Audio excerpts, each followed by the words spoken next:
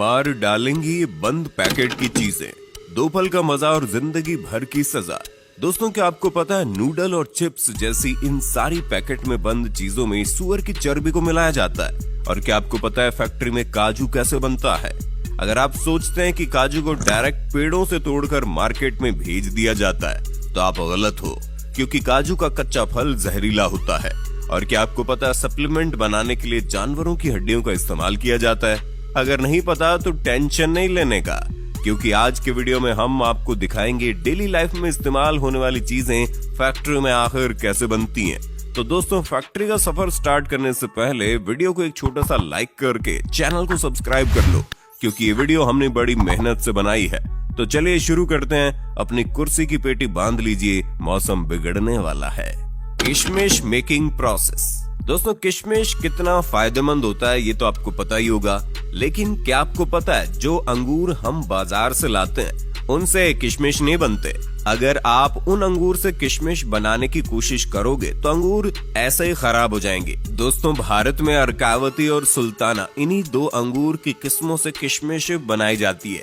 तो दोस्तों, किशमिश बनाने के लिए सबसे पहले इन अंगूरों की खेती की जाती है, और जब ये सारे अंगूर पक जाते हैं तब बारी आती है इनकी हार्वेस्टिंग की, जिसके लिए वर्कर सभी अंगूरों के गुच्छों को तोड़ तोड़ कर कैरेट में भरते जाते हैं, जिसके बाद इन्हें गाड़ी पर लोड करके प्रोसेसिंग एरिया में लाया जाता है। और फिर इन अंगूरों से भरे कैरेट को बारी बारी से इथाइल ओलिएट और पोटेशियम कार्बोनेट के मिक्सचर में डुबोकर 3 से 5 मिनट तक छोड़ दिया जाता है। ऐसा करने से अंगूरों के सारे बैक्टीरिया और फंगस नष्ट हो जाते हैं, और इन केमिकल की वजह से अंगूरों की सूखने की प्रोसेस भी काफी तेज हो जाती है और ये सड़ते भी नहीं है। फिर इन अंगूरों को केमिकल में भिगाने के बाद इन्हें सुखाने के लिए एक जालियों का सेट बनाया जाता है, और इन जालियों पर अंगूरों को अच्छी तरह फैला दिया जाता है। अंगूरों पर डायरेक्ट धूप लगने से खराब हो जाते हैं, इसलिए इन जालियों के रूम को छायादार बनाया जाता है। और फिर इन अंगूरों को 10 दिन सुखाने के बाद ये सल्फर प्रोसेस के लिए रेडी हो जाते हैं, जिसके लिए इस जालीदार रूम को पूरी तरह से पैक कर दिया जाता है ताकि सल्फर का धुआं बाहर ना जा सके। उसके बाद रूम में थोड़ी थोड़ी दूरी पर गड्ढा करके उसमें भूसे को डालकर उस पर सल्फर पाउडर डाल दिया जाता है, और फिर सल्फर को जलाने के लिए उस पर जलता हुआ कोयला डाल देते हैं। ऐसा करने से रात भर सल्फर का धुआं अंगूरों पर लगता रहता है, जिसकी वजह से अंगूर तेजी से सिकुड़ने लगते हैं। और इसके बाद अगले दिन इस रूम को खोल दिया जाता है, और फिर अंगूरों को 4 से 5 दिन सूखने के लिए छोड़ दिया जाता है। और जब सभी अंगूर सूख कर पूरी तरह से किशमिश बन जाते हैं तो इन किशमिश को निकाल कर कैरेट में भर लिया जाता है। इसके बाद इनकी सफाई करने के लिए इन्हें प्रोसेसिंग फैक्ट्री में लाया जाता है। फैक्ट्री में लाने के बाद सबसे पहले किशमिश को क्लीनिंग मशीन में डाला जाता है, जहाँ ये किशमिश कन्वेयर बेल्ट की मदद से जब वाइब्रेटिंग मशीन तक पहुँचते हैं तो ये मशीन अपने आप वाइब्रेटिंग सिस्टम की मदद से किशमिश में मौजूद डंडियों और कचरों को अलग कर देती है। और फिर इन अलग हुए किशमिश को वाटर प्रोसेसिंग से गुजारा जाता है ताकि किशमिश पर लगे केमिकल और धूल वगैरह अच्छी तरह से साफ हो जाए। और क्लीनिंग पूरी तरह से कंप्लीट होने के बाद इन गीले गीले किशमिश को ड्रायर मशीन में सुखाया जाता है, और फिर किशमिश सूख जाने के बाद फाइनली इनकी पैकिंग करके इन्हें मार्केट में भेज दिया जाता है। Wine making process.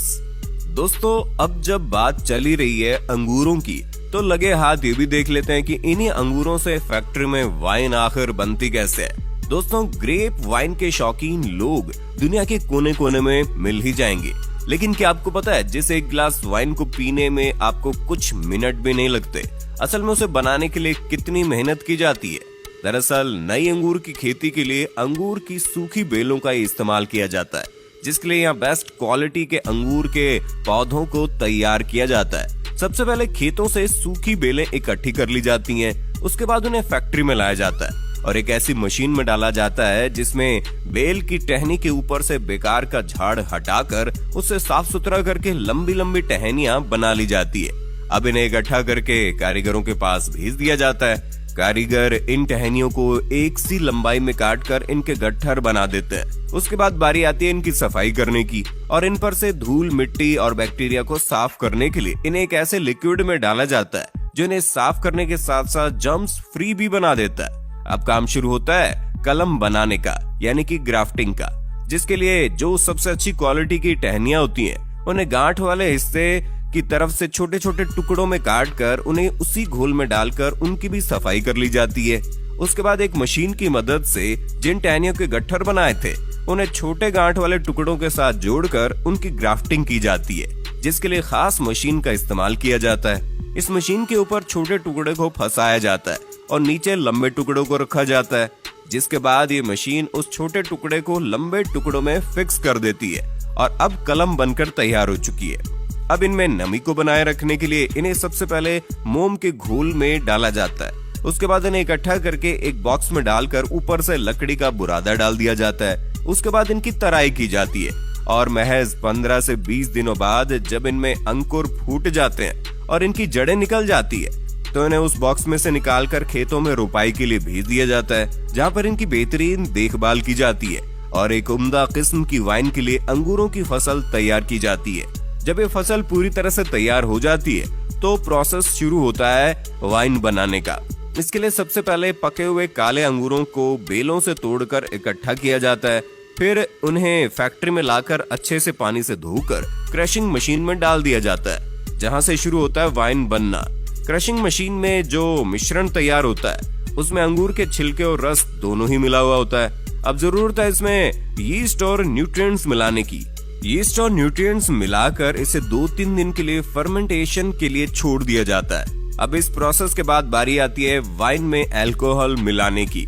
Normally wine में 15 से 20% अल्कोहल फर्मेंटेशन किया जाता है। उसके बाद बचे हुए अंगूरों को एक प्रेशर मशीन में डालकर 2 टन प्रेशर के साथ प्रेस किया जाता है। उसके बाद वाइन को छानकर एजिंग के प्रोसेस के लिए भेज देते हैं। वाइन एजिंग का प्रोसेस सालों में पूरा होता है, जिसके लिए तैयार वाइन को लकड़ी के बाइनरों में सालों तक स्टोर करते हैं। उसके बाद फाइनली वाइन रेडी हो जाती है और इन्हें पैकिंग करके मार्केट में भेजा जाता है। काजू मेकिंग प्रोसेस। दोस्तों, बच्चे हो या बड़े हो, काजू तो हर किसी को पसंद होता है, लेकिन क्या आपको पता है काजू कैसे बनता है? और अगर आपको ऐसा लगता है कि काजू को पेड़ों से तोड़कर डायरेक्ट मार्केट में भेज दिया जाता है तो आप गलत हो, क्योंकि काजू का कच्चा फल जहरीला होता है, इसलिए इसे प्रोसेस किए बगैर मार्केट में बेचा नहीं जा सकता। दोस्तों, काजू के फलों को कैश्यू एप्पल कहते हैं, जिसके निचले हिस्से में काजू का बीज होता है और इसी बीज के अंदर काजू होता है और इसके ऊपर वाले हिस्से से शराब बनाई जाती है। तो दोस्तों, इसे प्रोसेस करने के लिए काजू के फलों को पेड़ों से तोड़कर फैक्ट्री में लाया जाता है। फैक्ट्री में सबसे पहले काजू के फलों से काजू के बीजों को अलग किया जाता है और फिर इन बीजों को 3 से 4 दिन तक धूप में सुखाया जाता है। उसके बाद इन सूखे हुए काजू के बीजों को हाई टेम्परेचर स्टीम के जरिए बॉईल किया जाता है। ऐसा करना जरूरी होता है क्योंकि इसके अंदर जहरीला केमिकल होता है जो कि बहुत ही खतरनाक है। स्किन को खराब कर देता है, पूरी तरह से स्किन को जला देता है। और फिर बॉईल करने के बाद काजू के ऊपरी कवर को निकाला जाता है, जिसके लिए मशीनों की मदद ली जाती है, क्योंकि काजू का ऊपरी कवर बहुत हार्ड होता है। उसके ऊपरी कवर को निकालने के बाद काजू के ऊपर एक पतला छिलका मौजूद होता है, जिसे निकालने से पहले इनकी रोस्टिंग की जाती है, क्योंकि कच्चे काजू को पकाना भी जरूरी होते हैं और ऐसा करने से इनमें मौजूद चिपचिपा लिक्विड भी उड़ जाता है। और फिर रोस्टिंग के बाद काजू का पतला छिलका भी निकाल दिया जाता है और फाइनली काजू की सफाई और छटाई करके इन्हें पैक कर दिया जाता है। साबुन मेकिंग प्रोसेस। दोस्तों, साबुन का इस्तेमाल तो हर कोई करता है, लेकिन किसी को ये नहीं पता होता कि आखिर फैक्ट्री में साबुन बनता कैसे है। देखिए दोस्तों, साबुन बनाने के लिए सबसे पहले एक बड़े से टैंक में कास्टिक सोडा के साथ एनिमल फैट को मिलाया जाता है और फिर इसमें पानी मिलाकर 15 से 20 मिनट तक उबाला जाता है।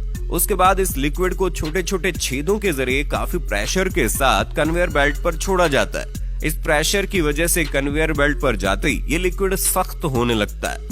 उसके बाद इस मिक्सचर को 2 रोलर के बीच से गुजारा जाता है, जहां से मिक्सचर पतली पतली रिबन के शेप में बाहर निकलता है और अब इन पतले पतले रिबन को ग्राइंडर में डालकर छोटे छोटे टुकड़ों में काट लिया जाता है और फिर उसे दूसरे कंटेनर में डालकर कंपनी वाले अपने प्रोडक्ट के हिसाब से उसमें कलर और खुशबू के लिए फ्रेग्रेंस ऑयल मिलाते हैं। उसके बाद उसे अच्छी तरह मिक्स करके एक बड़े से सांचे में कंप्रेस किया जाता है, जिससे साबुन की लंबी लंबी बट्टी बाहर निकलने लगती है और फिर एक कटर मशीन इन साबुन की लंबी लंबी बट्टियों को छोटे छोटे हिस्सों में काट देती है। उसके बाद कंपनियां अपनी अपनी कंपनी के हिसाब से साबुन पर ब्रांडिंग करके उन्हें पैक कर देते हैं। Polyester cloth making.